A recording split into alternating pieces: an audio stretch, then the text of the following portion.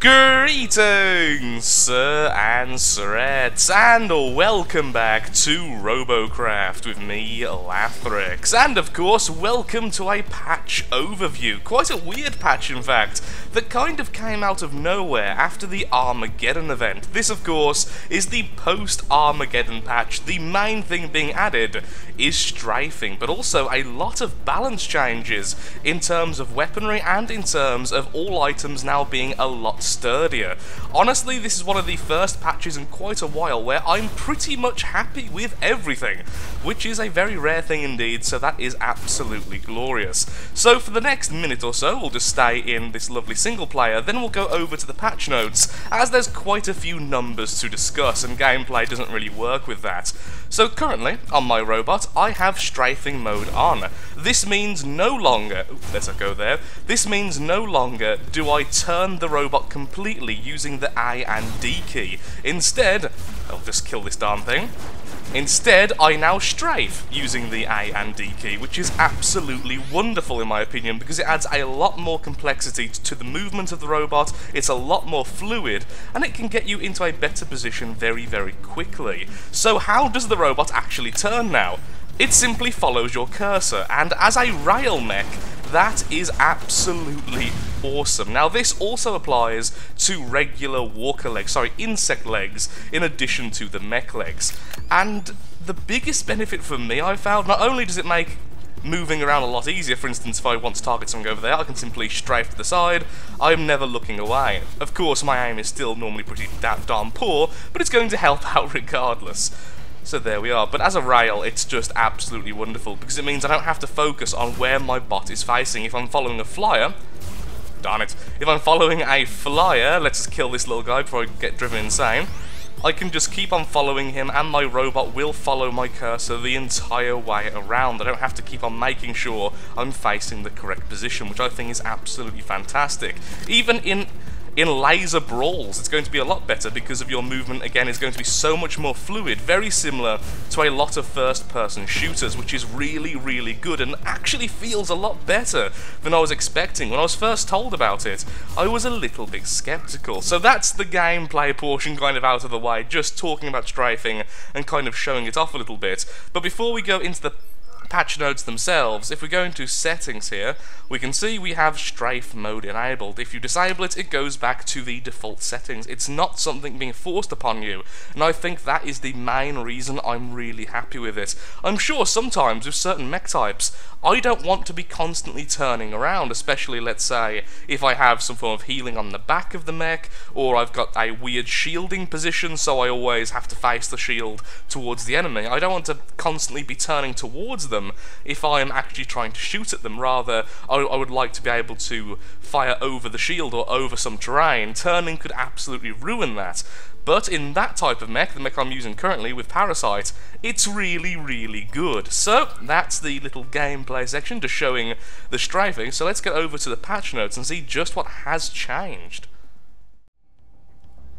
Here we go then, straight into the patch notes. Now the first section I will have to read almost word for word, and then later on I can make a bit of an exception and just cover the gist of the notes to make this a little bit quicker. It's just that the first section is very important to actually fully understand, and there have been some misconceptions for people who haven't read this first little sentence and then been utterly confused later on. The following patch notes are based on pre-Armorgeddon values. Example, so a plus 50% health increase means it's the same as during the Armageddon event, and a plus 25% health buff means it's halfway between before and during the Armageddon event. Now, where people were getting a bit confused is because later on in the notes it simply says plus 50% health, it could be taken that the health was increased during Armageddon and then increased again during this patch note. That's not the case, as Armageddon wasn't an official patch, it was a non-permanent thing, so it never never really references that directly as much as how it was before the event.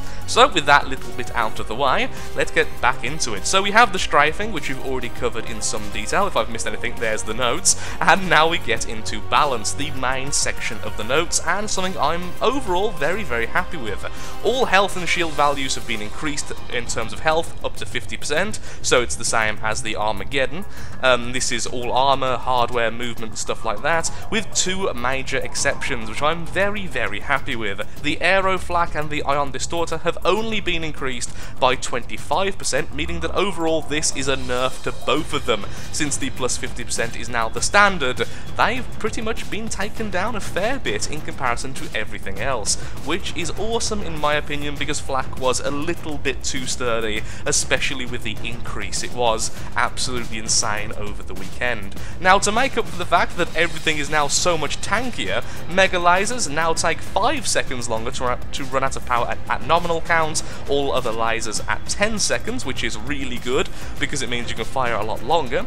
This also goes for Plasma, with 25% shots at a full power bar, which basically means it's a flat-out damage increase if you actually hit the target, because otherwise battles would have lasted far, far too long. So the health is more serving to prevent being one-shot by things or two-shot by things, which was definitely the case, and hopefully will encourage a bit more building variety and a bit more emphasis on good builds doing better than bad builds, which before the patch was a bit of an issue, honestly, and by a bit of an issue, some people were utterly up in arms about it, and I can't exactly blame them. Now, the plasma area of effect has also been increased for everything but the Mega Plasma, which has been increased by 0%, well done there, and everything else has been increased by an increasing margin as it gets smaller. So the smallest plasma at 200%, the second one at 116, and so on like that, as you can see on the screen.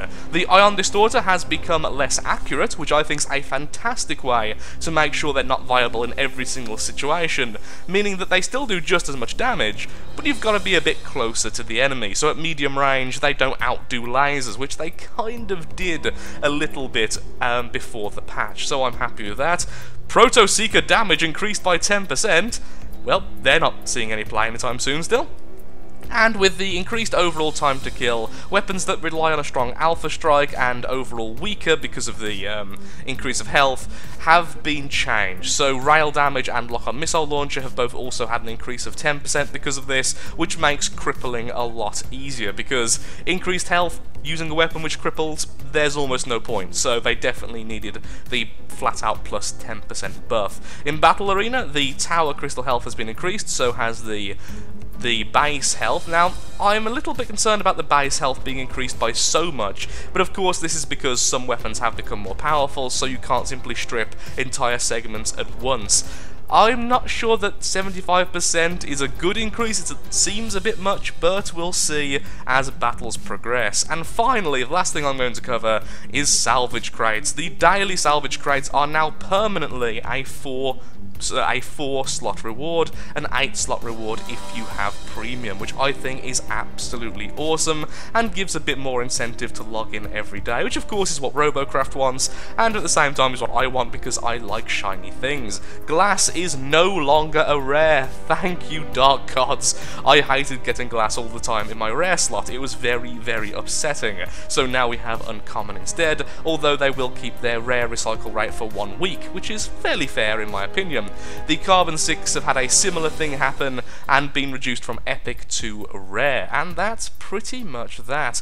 There are some other things like the Protonium crystals no longer give you as much points to be destroyed in Battle Arena because it was a little bit insane beforehand and stuff like that, which you can see in the MISC section here, and that is pretty much that. It's not a major patch, but honestly I think it is going to affect the game more than a lot of the larger patches have in the past, so I have very few negative things to say. The only things I will say is that Proto Seekers still feel really bad to use, because I did actually use some on my main account once the patch hit, and they still feel absolutely terrible, but I think they do need a major rework, and just tweaking the stats won't really do anything about that. So, how do you feel feel about the patch, please tell me in the comments below. If you have enjoyed the video, then of course, likes, favourites, shares, comments, all that good stuff helps out me, helps out the channel, and most importantly, shows that Robocraft is a series you wish to see continued in the future. Tomorrow, or late today, I will be posting a video on the levelling series, which will be exploring a lot of the changes with the Armorgeddon patch in terms of health and everything,